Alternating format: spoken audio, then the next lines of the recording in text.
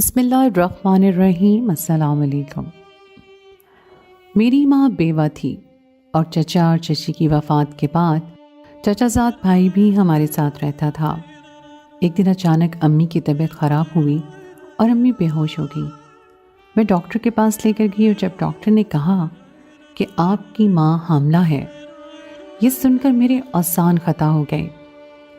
میں نے اپنی ماں کو کچھ نہ بتایا اور رات میں ان کے کمرے میں چھپ گئی، اور جو منظر میرے سامنے تھا اسے سن کر آپ کے ہوش اڑ جائیں گے، کیونکہ انسان ہر رشتے سے بے وفائی کی امید کر سکتا ہے، لیکن ماں دنیا کا واحد ایسا رشتہ ہے جس کے بارے میں ایسا سوچا بھی نہیں جا سکتا۔ ایک ماں ہی تو ہوتی ہے جس پر اولاد سب سے زیادہ بھروسہ کرتی ہے، لیکن میری وہی بھروسہ کرچی کرچی کرنے والی میری ماں تھی۔ میری ماں نے جو کچھ کیا تھا اسے قبول کرنا میرے لیے بالکل بھی آسان نہیں تھا۔ اپنی بیوہ ماں کے حاملہ ہونے کی خبر نے مجھے پوری طرح توڑ کر رکھ دیا تھا۔ سردیوں کی صبح تھی اور اماں صبح سویرے ہی گاجر کا حلوہ بنانے میں مصروف تھی۔ بہت مشکل سے بستر سے اٹھی اور باورچی خانے میں گئی تو اماں کو اتنا بکھیڑا پھیلایا ہوا دیکھ کر مجھے غصہ آنے لگا۔ اماں صبح صبح یہ سب آپ کیا کر رہی ہیں؟ اور یہ اتنے سارے برتن کون دھوئے گا؟ برتن دھونے کی ذمہ داری میری تھی اور اس وقت مجھے اپنی شامت نظر آ رہی تھی۔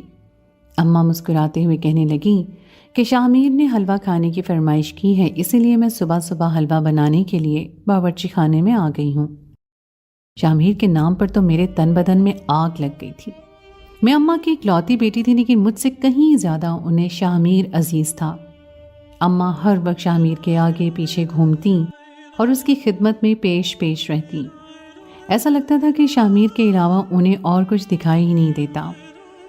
روز رات کو بادام والا دودھ دینے کے لیے خود اس کے کمرے میں جاتی اور صبح ہوتے ہی اس کے لیے میوے سے بھرا حلوہ تیار کرنے کھڑی ہو جاتی، جبکہ میں اماں سے لاکھ کسی چیز کی فرمائش کرتی مگر اماں کبھی اسے پورا نہ کرتی۔ لیکن شامیر کے منہ سے نکلا تو اماں کے لیے پتھر کی لکیر بن جاتا تھا۔ مجھے اماں کی شامیر کے لیے محبت ایک آنکھ نہیں بھاتی تھی۔ میرا دل چاہتا کہ میں کسی طرح شامیر کو اس گھر سے باہر کر دوں، لیکن یہ میرے بس کی بات نہیں تھی، کیونکہ وہ تو اماں کی آنکھوں کا تارا تھا۔ اماں ہر بات پر اسے سینے سے لگا لیتی اور چومنے لگتی۔ شامیر میرے چچا کا بیٹا تھا۔ چچا اور چچی کا ایک ریل حادثے میں انتقال ہو گیا تھا۔ چچی اپنے گھر والوں سے ملنے کے لیے حیدرآباد جا رہی تھی اور وہ جاتے جاتے شامیر کو اماں کے حوالے کر گئی تھی۔ کیونکہ شامیر کے 10ویں جماعت کے امتحانات ہونے والے تھے، چچی اسے ساتھ لے جا کر اس کی پڑھائی خراب نہیں کرنا چاہتی تھی، اس لیے وہ اسے اماں کی ذمہ داری پر ہمارے گھر چھوڑ گئی تھی۔ لیکن یہ کون جانتا تھا کہ یہ ذمہ داری ہمیشہ کے لیے ہی اماں کے کاندھوں پر آ جائے گی۔ چچی اور چچا کا جنازہ ہی گھر آیا تھا۔ اس دن کے بعد سے اماں نے شامیر کو سر آنکھوں پر بٹھا لیا تھا۔ شروع میں تو مجھے بھی شامیر سے ہمدردی تھی، لیکن آہستہ آہستہ میں نے جب اپنی ماں کو پوری طرح شامیر کا دیوانہ ہوتے دیکھا تو مجھے اس سے حسد ہونے لگا۔ ہر چھوٹی بڑی بات پر اماں مجھ سے کہیں زیادہ شامیر کو فوقیت دینے لگی تھی۔ گھر میں کھانا تک شامیر کی پسند کا پکنے لگا تھا۔ شامیر کے ہوتے ہوئے میری کوئی حیثیت باقی نہیں رہی تھی۔ اماں اکثر راتوں کو اٹھ کر شامیر کو دیکھنے کے لیے اس کے کمرے میں جاتی اور میں یہی سوچتی کہ شامیر کون سا چھوٹا بچہ ہے جو اماں سے نیند میں بھی دیکھنے جاتی ہیں۔ ایک رات میں کمرے میں پانی کا جگ رکھنا بھول گئی اور مجبوراً آدھی رات کو مجھے پانی پینے کے لیے باورچی خانے میں جانا پڑا، اور یہ دیکھ کر میری آنکھیں کھلی کی کھلی رہ گئیں کہ اماں آدھی رات کو شامیر کے کمرے سے باہر نکل رہی تھی۔ جس بات نے مجھے حیران کیا تھا وہ اماں کا حلیہ تھا۔ میں نے آج تک اماں کو اتنا سج دھج کے تیار ہوتے نہیں دیکھا تھا، لیکن رات کے اس پہر تو اماں کسی نئی نویلی دلہن کی طرح تیار لگ رہی تھی۔ ابا کے انتقال کو 4 برس ہونے والے تھے اور ان 4 برسوں میں اماں نے تو کبھی گہرے رنگ کے کپڑے بھی نہیں پہنے تھے۔ پھر اچانک آدھی رات کو اماں کو کیا ہو گیا تھا؟ اماں بہت تیزی سے شامیر کے کمرے سے نکل کر اپنے کمرے میں چلی گئی تھی اور میں بس انہیں دیکھتی رہ گئی۔ میرے دل میں عجیب عجیب سوالات اٹھ رہے تھے۔ شامیر اب ایک 16 برس کا جوان لڑکا تھا اور اماں اس طرح اس کی آدھی رات کو اس کے کمرے میں جانا آنا مجھے کچھ مناسب نہیں لگا تھا۔ اس پر اماں کا یہ حلیہ، میں عجیب تذبذب کا شکار ہو گئی تھی۔ میں اپنے کمرے میں آ کر سونے کے لیے لیٹ گئی، لیکن سارا وقت اپنی اماں کا چہرہ میری آنکھوں کے سامنے گھومتا رہا۔ میں ساری رات بستر پر کروٹیں بدلتی رہی اور نہ جانے کب میری آنکھ لگ گئی۔ صبح جب میں اپنے کمرے سے نکل کر باورچی خانے میں گئی تو ہمیشہ کی طرح اماں کو ہلکے رنگ کے جوڑے میں ہی پایا۔ اماں پوری دلجمی سے بادام والا حلوہ تیار کر رہی تھیں اور میں اچھی طرح جانتی تھی کہ یہ شاہ میر کے لیے ہے۔ میں نے سرسری انداز میں اماں سے پوچھا کہ وہ رات ٹھیک سے سوئی ہے یا نہیں۔ وہ کہنے لگیں کہ وہ تو کمرے میں جاتے ہی اتنی گہری نیند سوتی ہے کہ پھر صبح ہی ان کی آنکھ کھلتی ہے۔ اماں کے سفید جھوٹ پر میں ہکا بکا رہ گئی تھی۔ میں اچھی طرح جانتی تھی کہ اماں جھوٹ کہہ رہی ہیں، لیکن اس کے باوجود بھی میں ان سے کچھ پوچھ نہیں پائی تھی۔ اماں کا رویہ دن بدن عجیب ہوتا جا رہا تھا۔ شاہ میر کے لیے ان کی محبت بالکل ہی الگ طرح کی تھی۔ میں شاہ میر کے خلاف ایک لفظ بھی کہتی تو اماں مجھے اس قدر بری طرح ڈانٹتی کہ میں حیران رہ جاتی۔ شاہ میر کالج سے واپس آتا تو اماں بھاگ بھاگ کر اس کے لیے کھانا لگاتی۔ چچا چچی کے انتقال کو 1 سال ہو گیا تھا اور 1 سال میں میرے لیے سب کچھ بدل گیا تھا۔ مجھے ہر وقت یہ احساس ہوتا کہ شاہ میر کے آنے کے بعد سے اماں مجھے پوری طرح بھول گئی ہیں، جبکہ شاہ میر غیر ہوتے ہوئے بھی اماں کے بہت قریب ہو گیا تھا۔ میں اپنے ہی گھر میں اجنبی ہو کر رہ گئی تھی۔ ایک دن میری اسکول میں طبیعت کچھ ٹھیک نہیں تھی، اس لیے میں جلدی چھٹی لے کر گھر واپس آ گئی۔ لیکن جیسے ہی گھر میں داخل ہوئی تو یہ دیکھ کر حیران رہ گئی کہ شاہ میر اماں کے کمرے میں ان کی گود میں سر رکھ کر لیٹا ہوا تھا۔ جیسے ہی شاہ میر کی نظر مجھ پر پڑی وہ فوراً ہی اٹھ کر بیٹھ گیا۔ تم آج اتنی جلدی کیسے آ گئی ہو؟ اماں مجھے اپنے سامنے کھڑا دیکھ کر پریشان ہو گئی۔ اماں کے سوال کا جواب دینے کے بجائے میں نے الٹا سوال کیا کہ شاہ میر بھائی کالج کیوں نہیں گئے ہیں؟ اماں کہنے لگی کہ شاہ میر کی طبیعت کچھ ٹھیک نہیں ہے، اس لیے آج اس نے چھٹی کی ہے۔ میں نے ایک اچٹتی نگاہ شاہ میر بھائی پر ڈالی جو مجھے کہیں سے بھی بیمار نہیں لگ رہے تھے۔ شاہ میر بھائی تھوڑی ہی دیر میں اپنے کمرے میں چلے گئے اور اماں ان کے پیچھے باورچی خانے میں، لیکن میں خالی خالی نظروں سے ان دونوں کو دیکھ رہی تھی۔ ایک عجیب سے احساس نے مجھے گھیر لیا تھا۔ ان دونوں کے درمیان اس قدر بے تکلفی اور شاہ میر بھائی کا میری ماں کے اس قدر قریب ہونا مجھے ایک آنکھ نہیں بھایا تھا۔ میرے سر میں شدید درد ہو رہا تھا۔ اماں نے ٹھیک طرح سے میری طبیعت بھی نہیں پوچھی تھی۔ میں اماں کے پیچھے پیچھے باورچی خانے میں چلی گئی تھی۔ اماں شاہ میر بھائی کے لیے سوپ بنا رہی تھی۔ مجھے دیکھتی انہوں نے میرے لیے بھی ایک پیالے میں سوپ نکال کر میرے سامنے رکھ دیا۔ میری نظر اماں پر جمی ہوئی تھی اور ایسا محسوس ہونے لگا تھا جیسے اماں مجھے نظر انداز کرنے کی کوشش کر رہی ہو۔ شاہ میر بھائی کب تک ہمارے گھر پر رہیں گے؟ اب وہ جوان ہو گئے ہیں اور مجھے لگتا ہے کہ انہیں اپنے گھر واپس چلے جانا چاہیے۔ میں نے اپنے اندر لگی آگ کو لفظوں کے ذریعے منہ سے نکال دیا۔ اماں نے ایک تیز نظر مجھ پر ڈالی اور کہنے لگی کہ تمہیں شاہ میر سے آخر کیا مسئلہ ہے؟ وہ ہمیشہ ہمارے ہی گھر میں رہے گا اور یہاں سے کہیں نہیں جائے گا۔ البتہ میں تمہیں جلدی اس گھر سے رخصت کر دوں گی۔ اماں نے جس طرح 2 ٹوک لفظوں میں مجھے اپنا فیصلہ سنایا تھا، میں سکتے میں آ گئی تھی۔ میں صرف 14 برس کی تھی اور اماں میری شادی کی بات کر رہی تھی۔ میں بنا سوپ کو ہاتھ لگائے کمرے میں آ گئی اور بستر پر لیٹ کر رونے لگی۔ مجھے آج شدت سے ابا یاد آ رہے تھے۔ اماں تو ابا کو شاید پوری طرح بھول چکی تھی۔ میرے ابا بہت ہی محبت کرنے والے تھے۔ انہوں نے مجھے اور اماں کو کبھی کسی چیز کی کمی نہیں ہونے دی اور جاتے جاتے بھی وہ اماں کے نام پر گھر اور دکانیں چھوڑ گئے تھے، جس سے ہمارا گزر بسر بہت اچھی طرح ہو رہا تھا۔ ابا کے انتقال کے بعد اماں نے مجھے خود سے بہت قریب کر لیا تھا اور ہم دونوں ایک دوسرے کے ساتھ ہر چھوٹی سے چھوٹی بات بھی شیئر کیا کرتے تھے۔ لیکن جب سے شاہ میر بھائی ہماری زندگی میں آئے تھے، میرے اور اماں کے درمیان کافی دوریاں آ گئی تھیں۔ اماں کی شادی بہت کم عمری میں ہوئی تھی، اس لیے وہ ابھی تک جوان اور خوبصورت نظر آتی تھی۔ اکثر لوگ تو اماں کو میری بڑی بہن سمجھ لیتے، لیکن ابا کے انتقال کے بعد اماں نے تیار ہونا، اچھے کپڑے پہننا سب چھوڑ دیا تھا۔ مگر کچھ عرصے سے اماں کو پھر سے پہلے کی طرح میں حشاش پشاش دیکھ رہی تھی۔ کچھ ہی دیر میں بستر پر لیٹی اوندھی آنسو بہاتی رہی، پھر مجھے اپنے کمرے میں قدموں کی چاپ سنائی دی۔ میں نے نظر اٹھا کر دیکھا تو اماں میرے سر پر کھڑی تھیں۔ وہ میرے پاس بیٹھ گئی اور میرے سر پر ہاتھ رکھ کر کہنے لگیں کہ تم بلا وجہ ہی شاہ میر سے بیر لگا بیٹھی ہو۔ وہ بہت ہی اچھا اور نیک ہے۔ مجھے لگا تھا کہ اماں میرے آنسو پہنچنے کے لیے آئی ہیں، لیکن وہ تو اب بھی شاہ میر کو ہی ڈیفینڈ کر رہی تھی۔ میں نے غصے میں اماں کا ہاتھ جھٹک دیا اور ان سے کہا کہ مجھے آپ سے کوئی بات نہیں کرنی اور نہ ہی میں شاہمیر کے حوالے سے کوئی بات سننا چاہتی ہوں۔ جس دن وہ اس گھر سے چلا جائے گا اس دن میں آپ سے بات کروں گی۔ میری بات سن کر اماں ایک دفعہ پھر غصے میں آ گئی تھی اور بنا کوئی جواب دیے کمرے سے چلی گئیں۔ میں نے اس دن کے بعد سے بالکل خاموشی اختیار کر لی اور اماں سے بات تک نہیں کی۔ میرے دل میں عجیب سی گرہ پڑ گئی تھی۔ میں جان گئی تھی کہ اماں کے نزدیک شاہمیر مجھ سے کہیں زیادہ اہم ہے۔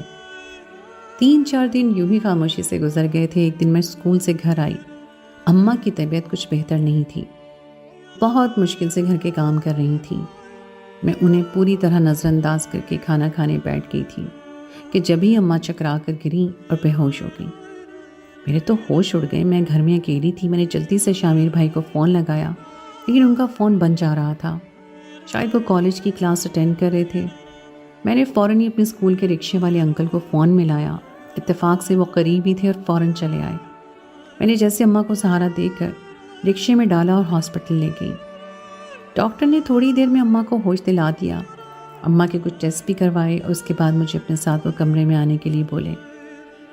اماں کی طبیعت کو لے کر میں بہت زیادہ پریشان ہو گئی تھی۔ اماں کے سوا اور میرا تھا ہی کون؟ اپنے غصے میں آ کر میں نے 4 دن سے اماں سے بات بھی نہیں کی تھی اور آج مجھے اس بات پر بہت شرمندگی ہو رہی تھی۔ میں ڈاکٹر کے پاس آ کر بیٹھ گئی تو ڈاکٹر نے ایسی بات بتائی کہ میرے قدموں تلے سے زمین نکل گئی۔ میری ماں کی رپورٹس کے مطابق میری ماں حاملہ تھی اور وہ 2 جڑواں بچوں کی ماں بننے جا رہی تھی۔ میرے باپ کو گزرے 4 سال ہونے والے تھے تو پھر یہ کس کے بچے تھے؟ میری اور میری ماں کی زندگی میں شاہمیر کے علاوہ اور کوئی تھا نہیں اور اس سوچ کے آتے ہی میرے سر پر آسمان گر پڑا تھا۔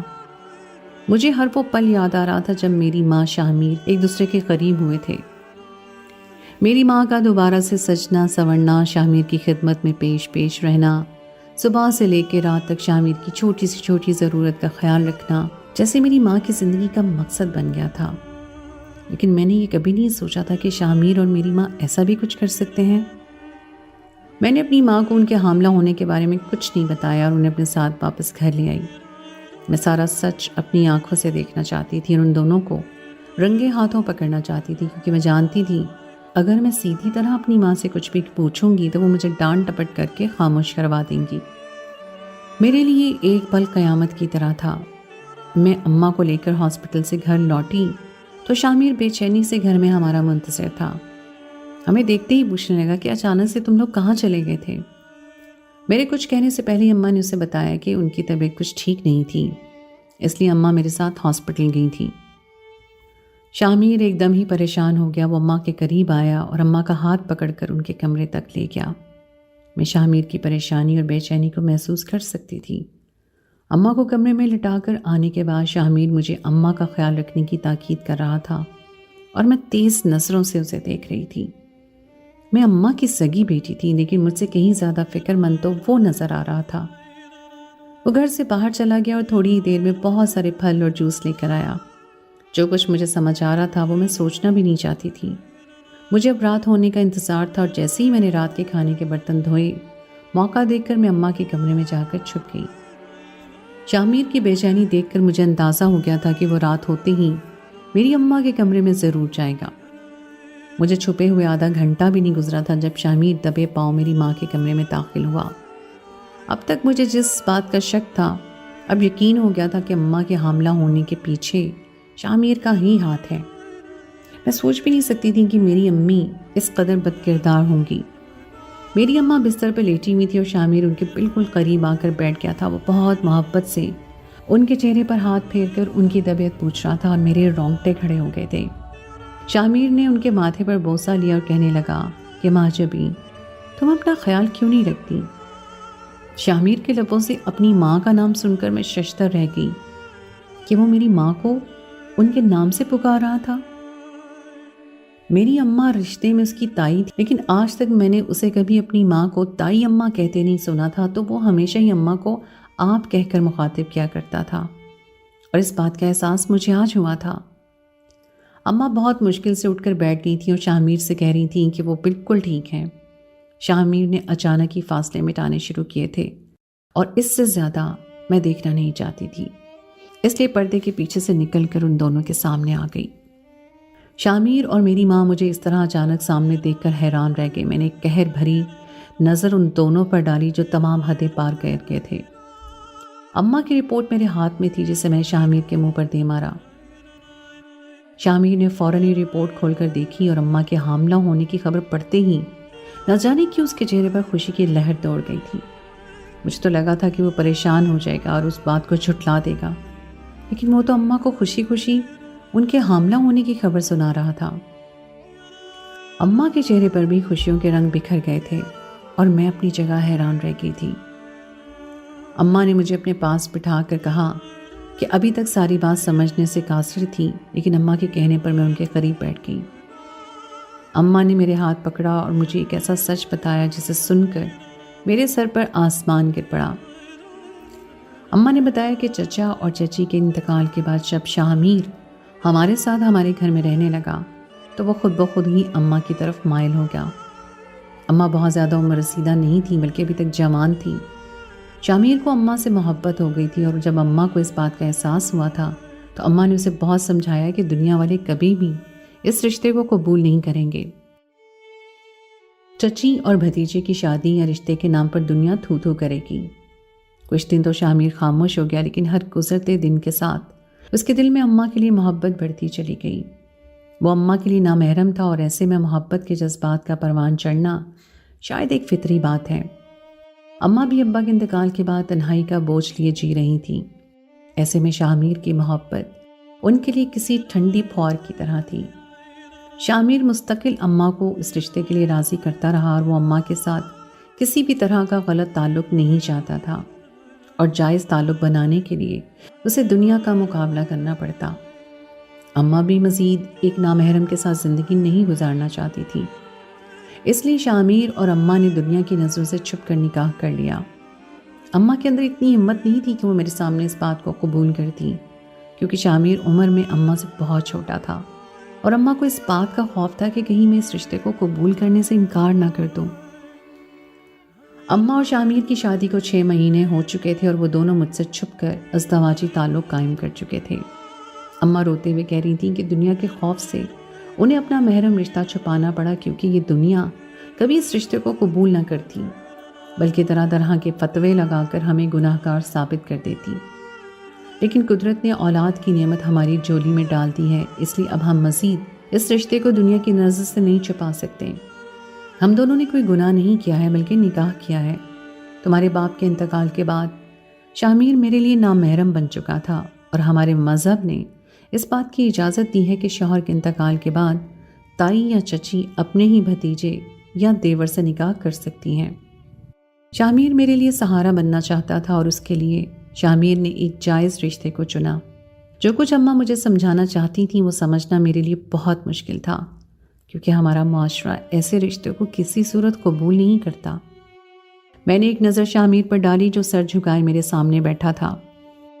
شامیر نے جو کچھ کیا شاید وہ صحیح تھا، لیکن اسے قبول کرنا میرے لیے بہت ہی مشکل تھا۔ میں خاموشی سے اٹھ کر اپنے کمرے میں آ گئی تھی۔ میں اپنی ماں کو بد کردار سمجھ رہی تھی، لیکن میری ماں نے اپنی خواہشات کو پورا کرنے کے لیے ایک جائز رستہ اختیار کیا تھا۔ تھوڑی دیر میں شامیر میرے کمرے میں چلا آیا اور میرے قدموں میں بیٹھ کر کہنے لگا، میں سچ میں ماں جبین سے بہت محبت کرتا ہوں اور اسے ساری زندگی خوش دیکھنا چاہتا ہوں۔ مجھے اسی بات کا خوف تھا کہ تم ہمارے رشتے کو قبول نہیں کر پاؤ گی، اس لیے ہم نے اتنے عرصے تک تم سے یہ بات چھپائی، لیکن اب اس بات کو مزید چھپانا ناممکن ہو چکا ہے۔ اس لیے میں چاہتا ہوں کہ سب سے پہلے تم اس رشتے کو قبول کرو۔ شامیر کی آنکھوں میں سچائی پوری طرح جھلک رہی تھی اور میں جان گئی تھی کہ شامیر واقعی میری امی کو خوش رکھے گا۔ میری امی کو بھی دوسری عورتوں کی طرح جینے کا پورا حق تھا، اور جب اسلام نے ہی ان دونوں کے رشتے کو جائز قرار دیا تھا تو میں کون ہوتی تھی جو ان پر بد کرداری یا حرام کا فتویٰ لگاتی۔ البتہ میرے لیے سچ کو قبول کرنا تھوڑا مشکل تھا، لیکن ناممکن نہیں۔ میں نے روتے روتے مسکرا کر شامیر کو دیکھا اور پوچھا کہ پھر اب مٹھائی کب کھلائیں گے؟ میری بات سن کر شامیر کا چہرہ کھل اٹھا تھا اور وہ فوراً ہی مٹھائی لینے بھاگا تھا۔ میں اپنی ماں کے پاس واپس چلی آئی تھی، انہیں میری ضرورت تھی، مجھے ان کا خیال رکھنا تھا، وہ بہت کمزور لگ رہی تھیں۔ میں نے جیسے ہی انہیں گلے لگایا وہ بلک بلک کر رونے لگیں۔ کئی مہینوں سے ان کے دل پر جو بوجھ تھا آج وہ اتر گیا تھا۔ زندگی اتنی مشکل نہیں جتنا ہمارے معاشرے نے اسے بنا دیا ہے، لیکن ایک بیوہ کو اسلام نے دوبارہ اپنی زندگی میں رنگ بھرنے کا پورا حق دیا ہے، لیکن ہم لوگ اسے ایسا کرنے سے روک دیتے ہیں۔ شوہر کے بھائی کا بیٹا اپنے چچا یا تایا کی بیوہ سے نکاح کر سکتا ہے اور دین اسلام میں اس کی کوئی ممانعت نہیں ہے، لیکن ہم لوگ ایسے رشتے کو قبول کرنے کے بجائے اپنے اپنے فتویٰ لگا کر زندگی کو مشکل بنا دیتے ہیں۔ خوش رہیں اور خوشیاں بانٹیں، یہی انسانیت ہے۔ تو دوستو، یہ تھی میری آج کی کہانی۔ امید ہے آپ کو آج کی کہانی پسند آئی ہوگی۔ کہانی اچھی لگے تو اسے لائک ضرور کیجیے، اپنے دوستوں کے ساتھ شیئر کیجیے۔ اگر آپ نے ابھی تک میرے چینل کو سبسکرائب نہیں کیا تو اس کو فوراً کر لیجیے۔ اگلی کہانی تک کے لیے مجھے دیجیے اجازت۔ خدائے پیمان، خدائے پیمان۔